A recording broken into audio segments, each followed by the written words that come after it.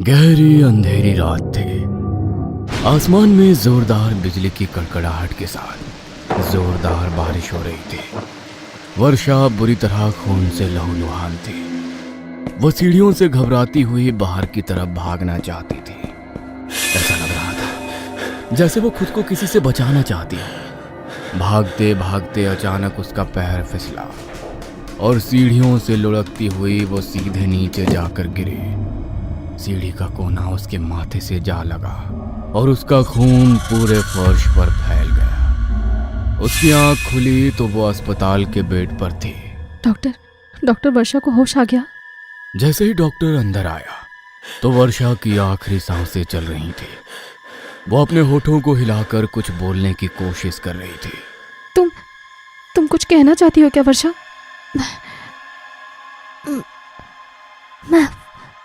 मैं वापस आऊंगी। क्या? मैं वापस आऊंगी। उन आखिरी शब्दों के साथ वर्षा ने अपना दम तोड़ दिया। वर्षा की मौत को लगभग 1 महीना बीत गया था। रात को रजत अपने कमरे में सो रहा था। लगभग 12:30 बजे का समय होगा। तभी घर की डोरबेल बजी। डोरबेल की आवाज से रजत की नींद टूट गई। अरे, इतनी रात को घर पर कौन आया है? रात को भी चैन नहीं है किसी को। रजत ने जाकर दरवाजा खोला तो सामने कोई नहीं था, मगर एक बॉक्स वहां रखा हुआ था। बॉक्स के ऊपर रजत का ही नाम लिखा था, इसलिए वो उसे उठाकर अपने कमरे के अंदर ले आया। इतनी रात को मेरे लिए ये किसने भेजा है? देखता हूँ। रजत ने जैसे ही वो बॉक्स खोला तो उसके अंदर एक चिट्ठी थी, मगर जब उसने वो चिट्ठी खोलकर देखी तो उसकी आंखें फटी की फटी रह गई। कागज पर किसी ने खून से 3 अक्षर लिखे थे, मैं वापस आऊंगी। ये क्या मजाक है? कोई अपने खून से ये सब लिखकर मुझे क्यों भेज रहा है? रजत ये देखकर पहले ही डर चुका था। तभी उसके कानों में एक दबी सी आवाज आई। मैंने तो कहा था मैं वापस आऊंगी। तुम नहीं चाहते कि मैं वापस आऊं? ये तो वर्षा की आवाज है, लेकिन मुझे वर्षा की आवाज कैसे सुनाई दे सकती है? वो तो मर चुकी है ना? नहीं, ये मेरा वहम है। कोई मजाक कर रहा है मेरे साथ। रजत ने वो बॉक्स डस्टबिन में फेंक दिया और वापस अपने बिस्तर पर जाकर लेट गया। उसने अपनी आंखें बंद ही की थी। तभी उसे किसी के पैरों की ठक ठक की आवाज आई। वो आवाज कानों में पड़ते ही डर से रजत पसीने से भीग गया। उसने हिम्मत करते हुए अपनी आंखें खोली तो सामने अलमारी पर उसे एक काला साया दिखाई दिया, जो अपने पैरों को लगातार अलमारी के ऊपर मारे जा रहा था और उसकी आवाज पूरे कमरे में गूंज रही थी। क्या हुआ रजत? तुम इस तरह मुझे देखकर हैरान क्यों हो गए? अब तो मैं एक आत्मा बन चुकी हूं ना, तो मैं कहीं भी और कैसे भी आ जा सकती हूँ। देखो, जैसे आज मैं तुमसे मिलने आ गई। इशारा दिया था मैंने कि मैं वापस आऊंगी।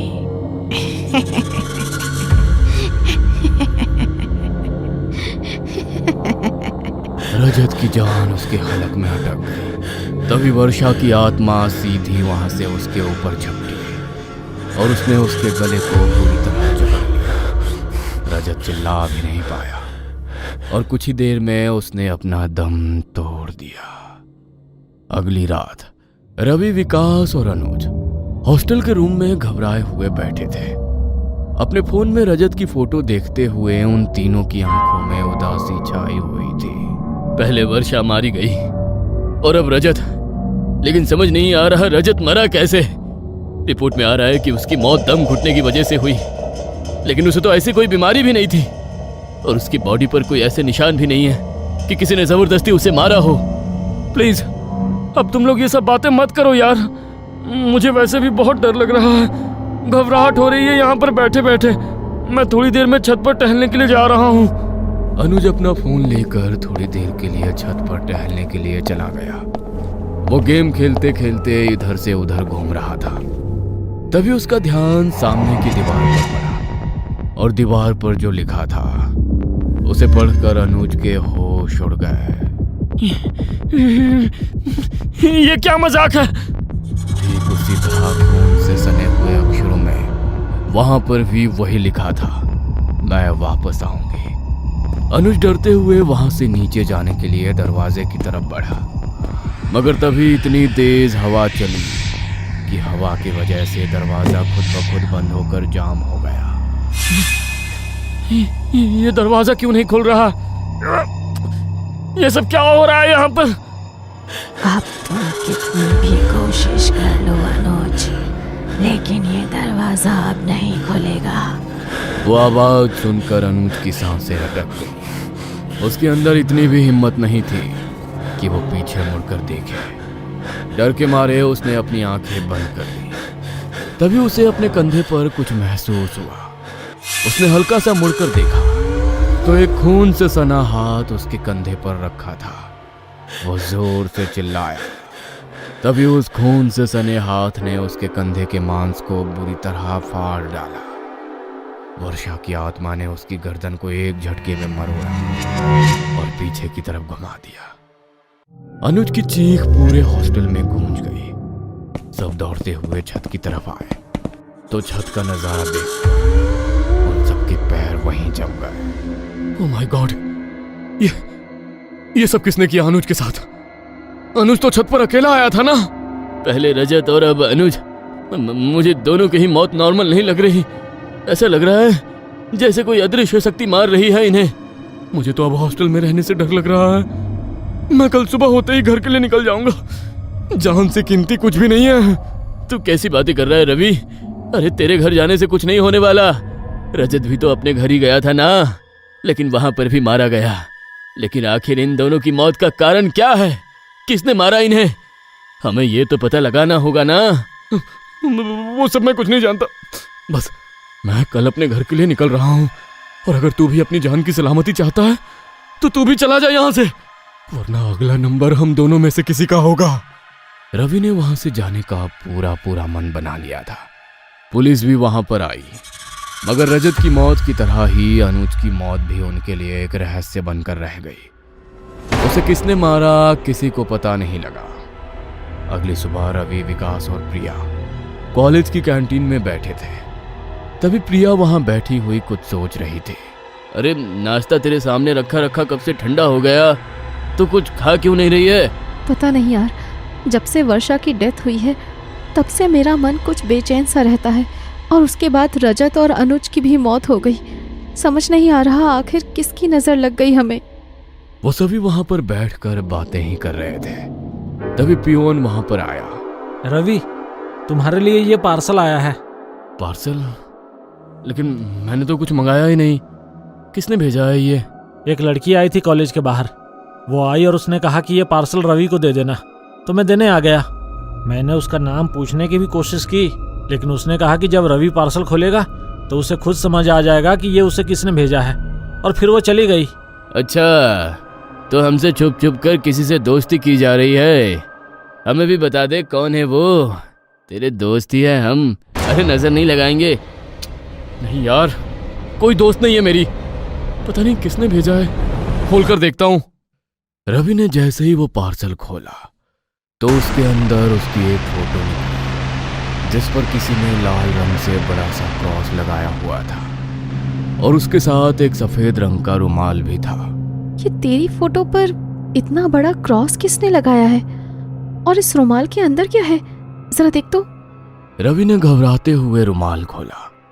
रुमाल के अंदर खून से सने अक्षरों में वही 3 शब्द लिखे थे। उन्हें देखकर रवि ने अपने हाथ से वो रुमाल दूर फेंक दिया। मैं वापस आऊंगी। क्या है ये सब? किसने भेजा है ये मेरे लिए? वर्षा। ये क्या बोल रही हो प्रिया तुम? अरे वर्षा रवि के लिए ये पार्सल कैसे भेज सकती है? वो तो पहले ही मर चुकी है। नहीं, मेरे कहने का मतलब है कि वर्षा के आखिरी समय में अस्पताल के रूम में जब मैं उसके साथ थी तो उसने अपना दम तोड़ने से पहले बस यही बात बोली थी कि मैं वापस आऊंगी। इस रुमाल पर जो लिखा है वो देखकर मुझे बस उसकी याद आ गई। मैं अभी रिसेप्शन पर जाता हूँ, सीसीटीवी फुटेज चेक करूंगा, आखिर कौन देकर गया है इसे मेरे लिए। रवि ने रिसेप्शन पर जाकर थोड़ी देर पहले की सीसीटीवी फुटेज चेक कराई, मगर फुटेज में कोई भी वो पार्सल लाता हुआ दिखाई नहीं दिया। ये हो ही नहीं सकता। किशन ने अभी थोड़ी देर पहले ही तो मुझे ये पार्सल लाकर दिया है। ये तुम क्या बोल रहे हो रवि? आज तो किशन काम पर ही नहीं आया, तो भला तुम्हें वो पार्सल लाकर कैसे दे सकता है? तुम स्टूडेंट्स को हर समय मजाक सूझता है क्या? अगर अगली बार ऐसा मजाक किया ना तो सीधा कंप्लेंट कर दूंगी। लेकिन मैम। Please leave. रवि वापस कैंटीन में अपने दोस्तों के पास गया और उसने उस पार्सल को जला दिया और सारी बात उन दोनों को बताई। उसकी बात सुनकर वो दोनों भी हैरान हो चुके थे। वर्षा के वो आखिरी शब्द, और ये सब कोई इत्तेफाक नहीं है। मुझे तो लगता है वही हमारे साथ ये सब कर रही है। अरे लेकिन वो हमारे साथ ये सब क्यों करेगी? हमने भला उसका क्या बिगाड़ा है? वो सब मैं कुछ नहीं जानता। मैं बस इतना जानता हूँ कि यहाँ पर रहना अब हमारे लिए खतरे से खाली नहीं है। मैं तो तुम दोनों को अभी भी कहता हूँ कि यहाँ से चले जाओ और किसी बाबा को दिखाकर अपने लिए सुरक्षा कवच बनवा लो, वरना उन दोनों की तरह वो हमें भी नहीं छोड़ेगी। दो दोस्तों की मौत और रवि की बातों से उन लोगों का भी वहां पर रुकने का मन नहीं था, इसलिए कुछ दिन की छुट्टी लेकर वो भी वहां से अपने घर के लिए रवाना हो गए। रात को रवि अपने रूम में बैठकर टीवी देख रहा था, तभी अचानक उसके टीवी से कुछ अजीब सी आवाज आने लगी। अरे क्या हो रहा है इस टीवी को? ये कैसी अजीब सी आवाज आ रही है? इतनी तेज आवाज क्यों हो रही है टीवी की? ये तो मेरे कान के पर्दे फाड़ देगी। ना तो अब टीवी रिमोट से कंट्रोल हो रहा था और स्विच बंद करने के बाद भी टीवी चालू था। ये देखकर रवि के पसीने छूट गए। तभी अचानक से कमरे में बिल्कुल शांति हो गई, मगर तभी कुछ सेकंड बाद रवि के कानों में एक आवाज पड़ी। लगता है तुम मेरा इंतजार नहीं कर रहे थे, लेकिन कोई बात नहीं, मैं फिर भी तुम्हारे पास आ गई। आखिरकार मैंने तुम्हें कहा जो था कि मैं वापस आऊंगी। रवि का हलक सूख गया। उसने मुड़कर टीवी की तरफ देखा तो टीवी की स्क्रीन पर खून से लथपथ वर्षा दिखाई दे रही थी। वर्षा तुम नहीं, ये झूठ है। तुम मर चुकी हो। तुम इस तरह मेरे सामने नहीं आ सकती। मरा हुआ इंसान तो किसी के भी सामने आ सकता है, तो तुम इस तरह डर क्यों रहे हो? और वैसे भी मैं तो तुम्हारी दोस्त थी ना, तो मुझसे क्या डरना? मैं तो बस तुम्हें अपने साथ ले जाने के लिए आई हूँ, और तुम चिंता मत करो, वहां पर तुम मेरे साथ अकेले नहीं रहोगे। तुम्हारे दोनों दोस्त अनुज और रजत भी वहां पर हैं। इसका मतलब तुमने ही उन दोनों को मारा है? हाँ, और अब बारी तुम्हारी है। अचानक टीवी की स्क्रीन बिल्कुल ब्लैक हो गई और रवि को अपनी गर्दन पर किसी की गर्म सांसें महसूस हुई। वो जैसे ही पीछे मुड़ा तो वर्षा की आत्मा ठीक उसके सामने खड़ी थी। उसने अपने खून से सने पहने नाखूनों से रवि के चेहरे के मांस को बुरी तरह फाड़ डाला। रवि की चीखें पूरे घर में गूंज गई, मगर इससे पहले कि कोई उसे बचाने आ पाता, तड़पते हुए उसने अपना दम तोड़ दिया। उसी वक्त गहरी नींद में सो रही प्रिया के फोन पर एक नोटिफिकेशन आई। नोटिफिकेशन की आवाज से उसकी नींद खुल गई। उसने देखा कि रवि के नंबर से उसके पास एक वीडियो आई है। उसने अपना फोन उठाया और वो वीडियो खोलकर देखी, जिसमें रवि की मौत की वीडियो थी। वो देखकर प्रिया के हाथों से फोन छूट गया। ओ माय गॉड, ये क्या हो गया? इसका मतलब रवि भी मारा गया। ये सब आखिर हो क्या रहा है? घबराई हुई प्रिया का ध्यान सामने लगे आईने पर पड़ा। आईने पर खून से सने हुए अक्षरों में वही लिखा था। मैं वापस आऊंगी। तभी आईने में उसे वर्षा की आत्मा दिखाई दी, जो बुरी तरह खून से लथपथ थी। वर्षा, तुम? इसका मतलब तुमने ही सबको मारा है, लेकिन तुम यहाँ पर क्यों आई हो? मैंने क्या बिगाड़ा है तुम्हारा? मैं तो तुम्हारी दोस्त थी ना। प्लीज तुम चली जाओ यहाँ से, मुझे बहुत डर लग रहा है। खुद को बहुत चालाक समझती हो तुम। उन तीनों ने जब मेरे बाथरूम में कैमरा फिट करके मेरी वीडियो बनाई थी तो इसके बारे में उन्होंने तुम्हें भी बताया था। सब जानती थी ना तुम। मुझे ब्लैकमेल करके बहुत बार पैसे लूटे उन्होंने, और जब मेरे पास उन्हें देने के लिए पैसे भी नहीं बचे तो वो मेरी इज्जत के पीछे भागे। उस रात तुम सब ही मुझे ट्रिप के लिए लेकर गए थे और जानबूझकर उस रिजॉर्ट में रुके थे, क्योंकि वहां पर ज्यादा लोग नहीं आते। तुम जानती थी ये मेरे साथ क्या करने वाले हैं। वहशी दरिंदों की तरह नोचना चाहते थे वो मुझे। अपनी जान बचाकर भाग रही थी मैं, और भागते भागते गिर गई। गिरते ही जान नहीं गई थी मेरी, जिंदा थी मैं। और तुम जब उन सब के साथ मिलकर हंस रही थी तब सब सुन लिया था मैंने। मेरी दोस्त बनने का नाटक करती रही, लेकिन अब चिंता मत करो, अब मुझे सब पता चल गया है, और अब तुम्हारे साथ भी वही होगा जो होना चाहिए। अपनी आखिरी सांस ले लो प्रिया। नहीं, प्लीज प्लीज माफ कर दो मुझे वर्षा। मुझसे बहुत बड़ी गलती हो गई। पैसों के लालच में आ गई थी मैं। तुम उन्हें जो पैसे देती थी उसमें मैं भी हिस्सा लेती थी। गलती हो गई मुझसे गलती हो गई। अचानक ही सामने लगा वो शीशा इतनी जोर से टूटा कि उसके कांच के टुकड़े प्रिया के शरीर के अंदर घुस गए और तड़प तड़प कर उसकी भी मौत हो गई। वर्षा के साथ उन सब ने बहुत गलत किया। बस एक विकास था जो इस बारे में कुछ भी नहीं जानता था, इसलिए वर्षा ने उसे कोई नुकसान नहीं पहुंचाया। मगर उसने प्रिया से जो अपने आखिरी शब्द कहे थे उसने उन्हें पूरा किया, और मरने के बाद भी वापस आकर उसने उन सबको मारकर अपना बदला पूरा किया।